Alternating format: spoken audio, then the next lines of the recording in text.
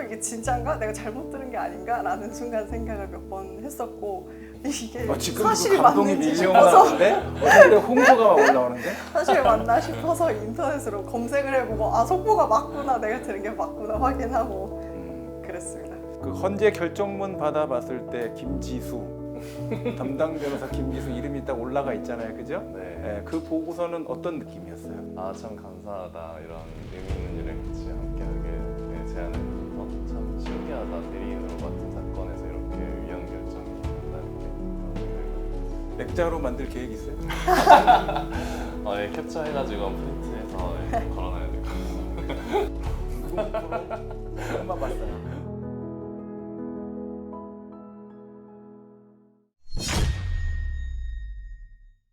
안녕하세요. 법무법인 법승 이승우 변호사입니다. 최근 헌법재판소에서 친족 상도례 규정에 대해서 헌법 불합치 위헌 결정을 했습니다. 그로 인해서 법조계가 아주 떠들썩했는데요. 우리 회사에 있는 이 변호사 두 사람이 그 사안과 관련돼서 아주 결정적인 기여를 했다라고 생각을 합니다. 어떤 변호사들인지 한번 소개를 시켜드려보도록 하겠습니다. 네, 안녕하세요. 저는 법무법인 법승의 정연재 변호사입니다. 제가 이번 판결을 받고 나서 친구들한테 많이 들었었던 코멘트 중 하나가 너 정말 끝을 보는 아이구나 라는 얘기를 많이 들었는데, 하나를 맡으면 끝을 볼 때까지 열심히 하는 변호사인 것 같습니다. 같은 게 아니라 사실인 것 같아요. 내가 봐도 옆에서 사건을 맡으면 끝장을 보는 성격이라서 의뢰인분들이 놔주질 않죠. 그런 특징을 갖고 있는 변호사님이시고, 자, 김지수 변호사, 본인이 어떤 변호사다라고 생각하시나요? 네, 안녕하세요. 저는 법승에 있는 김지수 변호사라고 하고요. 이번 헌법 소원 사건을 하면서도 의미 있는 일이 될 거라는 생각으로 즐겁게 일을 했던 것 같습니다.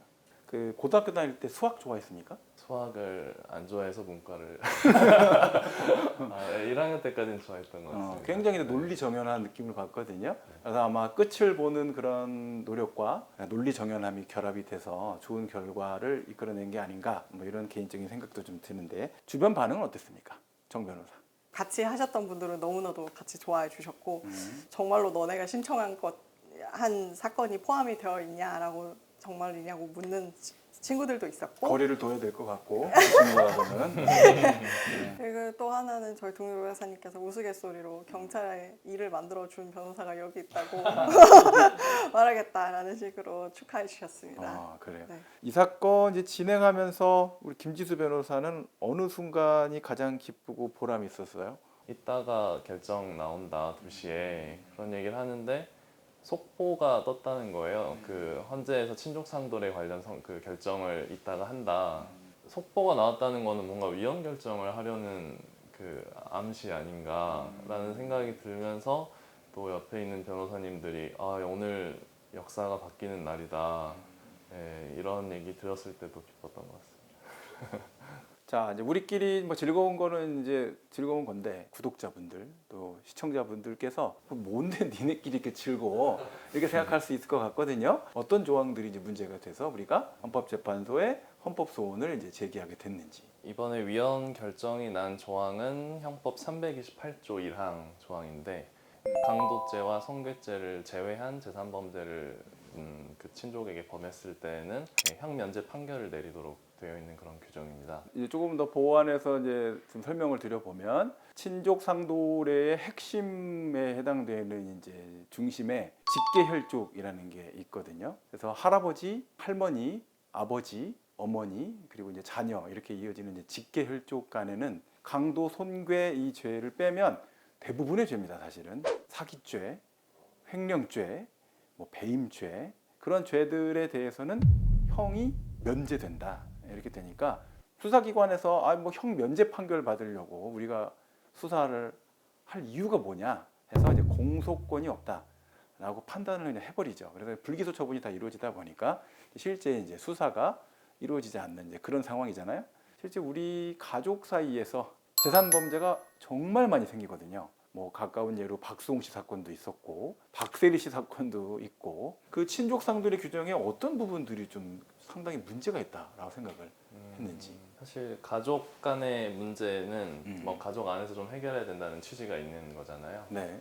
피해자가 그 가해자에 대한 처벌을 간곡히 원하는데도 무조건 일률적으로 형면제 판결을 한다는 거. 그쵸. 그래서 예, 기소를 하지 못하게 된다는 게 문제가 있고 재산범죄라고 해도 그 피해액이 5억이 넘어가는 범죄들도 있고 예, 또 행위태양도 되게 좀 악질적인 재산범죄도 있을 수가 있는데 예를 들면 특경법이 적용되는 재산범죄에 대해서도 여전히 다 형면제 판결을 한다는 거는 법이 좀 더 구체적으로 사안별로 다르게 규정될 수 있음에도 너무 일괄해서 정해진 게 아닌가.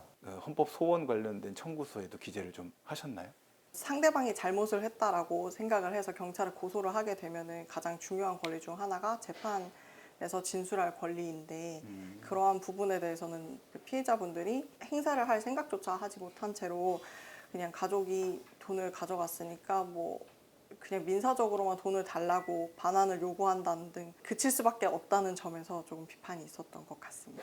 그 문제 관련돼서 좀 더 구체적으로 들어가서 이번에 이제 헌법재판소 위원 결정을 이끌어낸 사건은 우리 건을 포함해서 총 4건이잖아요. 우리 사안이 사실 제일 좀 치명적이었다 이런 생각이 좀 많이 들거든요. 저희를 찾아오신 분은 그 망인의 자녀분 중 한 분이셨습니다. 그런데 그분이 찾아오신 이유가 고인이 되신 부모님의 재산을 정리하고 있는 과정인데 분명히 부모님 명의로 있었던 부동산도 있고 예금 통장에 돈도 있었는데 재산을 정리하기 위해서 재산을 명세서를 떼어보니까 재산이 한 푼도 없다라는 겁니다. 그럼 그 재산이 다 어디 갔지 해서 수소문을 해서 뭐 공인중개사를 찾아간다거나 아니면 은행 입출금 내역을 찾아봤더니 이제 또 다른 자녀, 자기의 형제분께서 공인중개사를 통해서 부동산을 팔고 그리고 예금 입출금 통장도 카드로 연계해서 쓰시고 이랬던 내역을 찾게 되신 겁니다. 그래서 그분이 찾아오셔서 우리 어머니를 대신해서 우리 어머니가 이 돈을 어떻게 모으셨는지 자기는 알기 때문에 이 어머니를 위해서 대신해서라도 어떻게 고소를 해서 아무리 가족이지만 범죄 행위에 해당할 수 있다는 점을 좀 톡톡히 알려주고 싶다라고 하시면서 왔었던 사안입니다.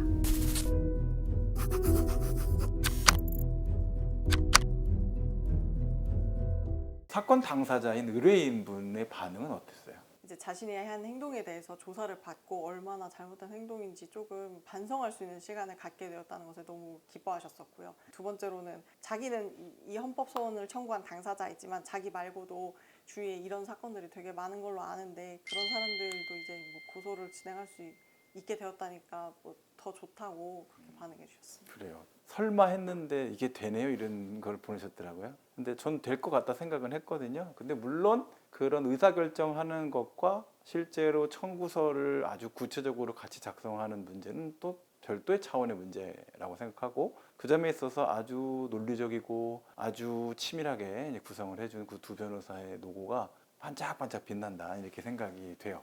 헌법재판소에서 이제 이번 결정을 내리면서 뭐 여러 가지 설명들을 했는데 두 분의 변호사님들이 봤을 때는 또는 어떤 의미가 있는 것 같다.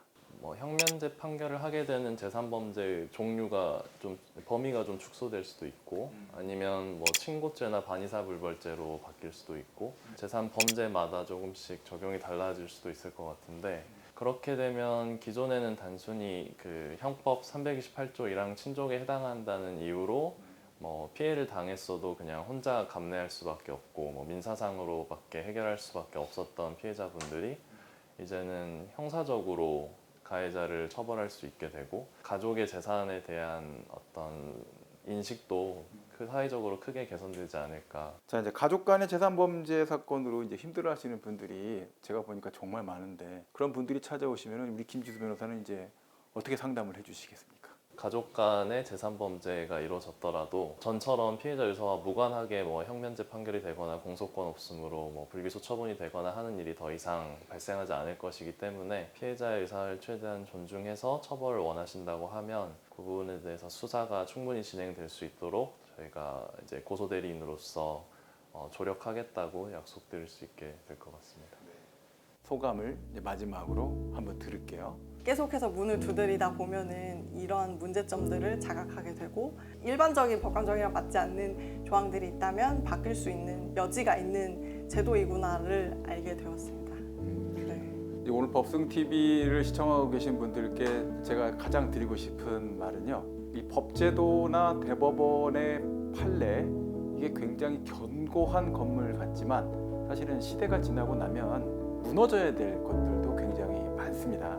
그 법승에서 왜 이렇게 위헌재청을 변호사들이 할까요? 내부에서 그런 것들을 독려하는 우리 시스템이 있기 때문이고요. 친족 상도례 규정과 관련해서 뭐 궁금하신 부분이 있거나 또 수사와 관련된 문제 그리고 친족 간의 여러 가지 재산 문제뿐만 아니라 가정 법률적인 문제에 대해서 궁금한 점이 있으시면 언제든지 저희 법승에 문의를 해주시면 좋고요. 지금까지 법무법인 법승 대표 이승우 변호사, 정현재 변호사 김지수 변호사였습니다. 감사합니다. 감사합니다.